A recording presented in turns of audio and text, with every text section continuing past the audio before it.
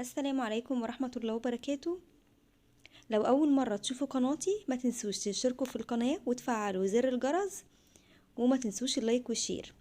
عارفة ان كل الناس بتعرف تعمل البسلة والرز، بس الفيديو النهاردة مخصص للمبتدئين اللي نفسهم ينوعوا في أكلهم شوية. عندي هنا نص كيلو من الطماطم الفريش، طبعا حاطة بقى فلفل حامي أحمر عشان يديها اللون الجميل ده، قرن فلفل رومي متقطع رفيع، معلقتين من السمنة البلدي، بصلتين متقطعين مكعبات رفيعة، نص معلقة صغيرة من الكمون والفلفل الأسود، ومعلقة صغيرة من الملح، وتوم، فص توم متقطع مكعبات. أول حاجة خالص هعملها، الطريقة دي تنفع لكل أنواع الخضار ما عدا السبانخ، مش هضيف لها الفلفل، لكن لكل أنواع الخضار، البامية، الكوسة، الفاصوليا الخضراء، كل أنواع الخضار الطريقة دي بتبقى مميزة جدا. هحط معلقة من السمنة البلدي وعليها معلقتين كبار من الزيت، وأول ما تسخن معايا هضيف على طول البصل المتقطع مكعبات. واتفقنا مادام ضفنا بصل لازم احط رشة ملح. محتاجين ننوع في الخضار شوية، ومحتاجين ان احنا نأكل ولادنا خضار كتير عشان عارفين ان الخضار كمان بيقوي المناعة. اول ما البصلة تبتدي تدبل مش هحمرها، زي ما احنا شايفين توصل معانا للمرحلة دي. هضيف فص الثوم اللي انا مقطعه، ممكن كمان ابقى هرساه فص ثوم مهروس، واول ما ريحته تطلع معايا على طول هبتدي ان انا اضيف عصير الطماطم.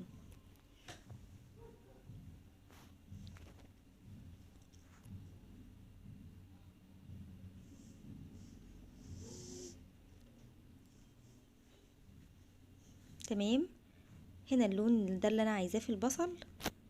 هضيف هنا بقى فص الثوم، يدوب اول ما ريحته تطلع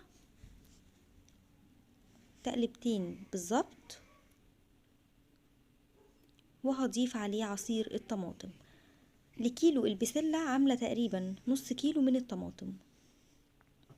ممكن كمان تستخدمي البسلة المتفرزة عادي جدا، بس دلوقتي البسلة الفريش لسه موجودة طازة، فانا جبت بسلة طازة.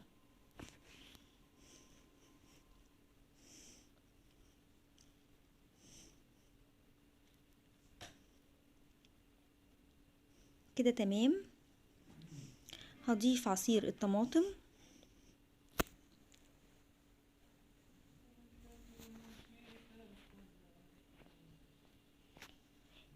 وهضيف البهارات بتاعتي. قلنا نص معلقة صغيرة من الكمون، ونص معلقة صغيرة من الفلفل الأسمر، ومعلقة صغيرة من الملح. الملح هظبطه بعد كده عادي براحتي، بس ما زودش من الأول لأن الشوربة كمان اللي هضيفها هيكون فيها ملح. الصلصة عندي هتاخد غلوتين، مش هسيبها تتسبك، بالظبط كده غلوتين. وهضيف معايا البسلة جبتها فصصتها، شلت منها اي حاجات زيادة، اي شوائب، وغسلتها كويس جدا. وده كيلو من البسلة قطعت عليهم حوالي 3 جزرات كبار مكعبات، غسلتهم كويس جدا وصفيتهم في مصفى، وبعد كده على طول هضيفهم على عصير الطماطم. لو انت عندك البسلة متفرزة مش هخليها تفك، على طول بحطها وهي مجمدة في الصلصة في نفس المرحلة دي. الطريقة دي جميلة جدا وان شاء الله هتعجبكم.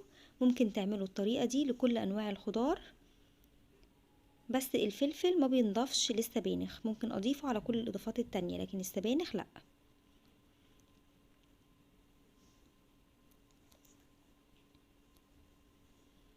شايفين اللون الاخضر الجميل؟ مفيش احلى من الخضار نعمله وجبة في الاسبوع مرة او مرتين، الخضار لا غنى عنه. هنا بقى هضيف الفلفل علشان يستوي مع البسلة والجزر. هو قرن واحد بس فلفل رومي مقطعاه شرايح رفيعة جدا، بيدي طعم تحفة جدا، بيغير بجد طعم الأكلة. لو انتي سلقة لحمة ممكن تضيفيها برضو في المرحلة دي تستوي تكمل سواها وتاخد طعم البسلة، لكن انا النهاردة عاملة فراخ فمش عاملة لحمة. هنا بقى هزود شوية شوربة، ما بفضلش مرقة الدجاج خالص الجاهزة اللي بره، مش صحية، فخلي اكلنا كله يبقى صحي في صحي، كل اكلنا صحي. هزود شوربة لحمة او شوربة الفراخ اللي عندك، هتحطي حوالي كوباية عشان ما تبقاش معاكي خفيفة اوي الشوربة بتاعت البسلة. وعلى ما البسلة تستوي معايا هعمل الرز بالشعرية. هحط معلقة من السمنة البلدي او اي نوع زبدة عندك، وهحط معلقتين من الزيت، وعلى طول اول ما يقدحوا ويسخنوا معايا هحط نص كوباية من الشعرية. انا عاملة المعيار ده لنص كيلو رز.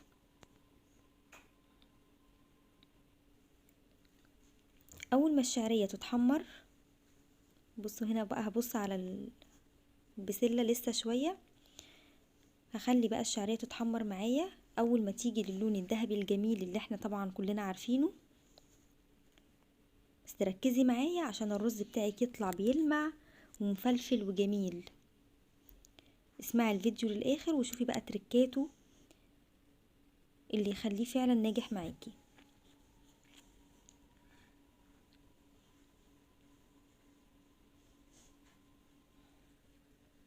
الشعرية يبقى على طول ايدي فيها علشان ما تتحرقش مني من الجوانب.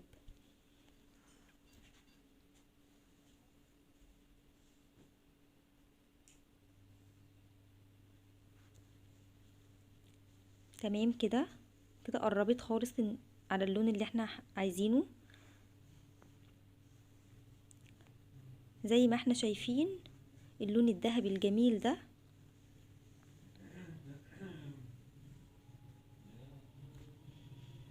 تمام،